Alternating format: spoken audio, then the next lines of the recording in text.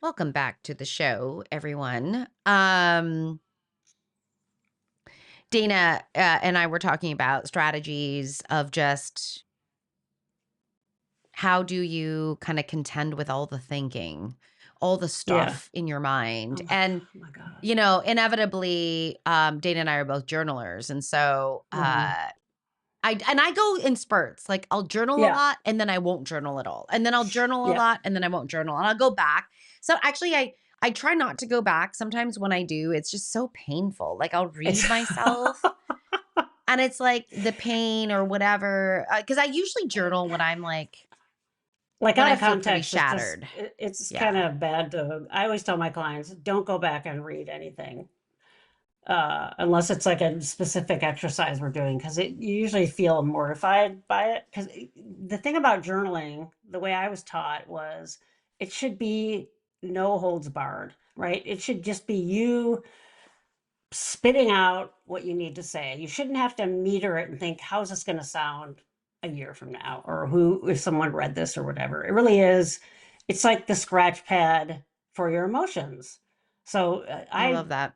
I journaled prolifically when I was in therapy every day, all the time, and even if it was, I had like an emotional skirmish about something, if I had 5 minutes to go into the bathroom with my pen and journal, it was always just scratch down ideas. It felt like it was getting it out or just organizing it away or capturing it, right? A lot of neurodivergent thinkers, we can get stuck in kind of an obsessive loop. And a lot of times, if you just write down what you're obsessing about and know that you can visit it later, the need to keep rehearsing it kind of goes away. But I found the more I would journal, the more I'd be like, writing really big and scratchy at the beginning. And then as I wrote, that would literally be more contained. And it was because my affect was, oh, okay, it felt good to write that down, right? I cannot emphasize enough how helpful journaling is. And to me, it has to be paper and pen. I've had some people journal online because they get frustrated they can't write fast enough with writing. But there's been some studies that show if you're writing on a paper, it's a different part of your brain that gets activated because it's a motor skill versus typing tends to hit more of cognitive centers. But writing, whether it's printing or cursive, tends to hit more primitive parts of your brain center, which is what you want when you're doing something like journaling, if you're trying to get affect out or work out a problem or something like that. You don't have to keep them. If you're worried about someone finding them, just throw them out or burn them. Or I always say, shred them. To people, have at my journal, because if you can read my writing, more power to you. I can barely read my own writing when I'm journaling, right? But it's just like a purging, working problems out kind of thing. And it works so well. Yeah. Really well. I have people, and we talked about the hesitancy to use the word resistance, right? Like in the past, the word resistance has been connected to non-compliance of a client, right? Like that, so bad when I stuff, say resistance, I'm not trying to imply that there's a willful disobedience or something. Like, I'm not trying to say that. But there is, there's a stuckness, or like, I don't want to. Like, I don't want to. Yeah, I don't want to. And and I get it. Like, I get, some people just don't process information that way. But I think people who have a flood of thoughts and are overwhelmed by their thoughts, or are confused, or are, I don't know, organize in a cogent way. Yeah. Journaling helps with that. Yeah. Journaling just helps to, like, I think purging is such a great word. Yeah. And maybe just doing that, there's some client, there's one particular client I'm thinking of, and before we meet, we get on our session, and then I have her just journal for 5 minutes. Just Oh, nice. Okay. journal for 5 minutes. And then just kind of helps to organize things, Yeah, and then we yeah, move right in, and I just realized that because we would just start with, like, a verbal diarrhea, yeah, yeah, yeah, which was, like, so it was almost dysregulating. So I was like, "Okay, how do we yeah. kind of meet the need of that, but organize things?" Mhm, But, I can't mhm. tell you how many of my clients, though, are again, I'm gonna use this word not to imply anything Yeah, negative, just resistant to journaling. don't want to. Yeah, yeah. It's interesting. I go back and look at my very early journals in therapy, and the metaphor is there, the containment. My writing is tiny, and I think what I was doing was I was sort of bound Mm, tight, but also I think I wanted to just like contain stuff in a small space. And that actually felt good. And I'll do that now as an exercise. Like if I'm really, I'll just like force myself to write really small and just wait and see how that feels. And sometimes it helps, and sometimes that's just regulating, and I need to do the larger writing. But it doesn't have to be all or nothing. It doesn't have to be. There's no right way to do it. There's no wrong way to do it. And I'll tell people what I want you to do is just try. So twice this week, I just want you to, even if it's on pieces, bullet points, whatever it is, writing down a word, just try it, right?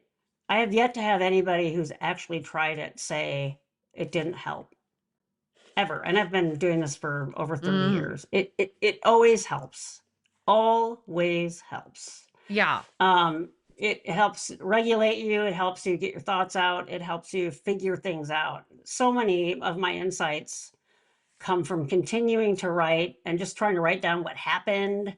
And then I'll put how I felt. And then they said this and I said Mm, that. And it's like, oh, it sort of forces you to look at all the pieces of something that might be upsetting or dysregulating. And then you kind of figure it out. And that's great. I can remember early in therapy, it felt very unfocused.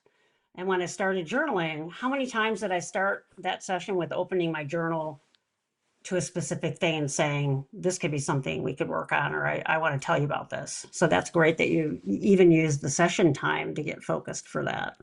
It's great. yeah, it's just a way to, you know, get things, Mm-hmm. um, get things, organized there. Mm-hmm. Mm-hmm. Um, I'm sure that someone who's listening can relate to being overwhelmed by their thoughts. I Oh mean, yeah. I feel like that's part of the human condition, Yeah. Yeah. especially people who pay attention to their thinking. Yeah. Um, Yeah. I'm looking at you people who are anxious and depressed.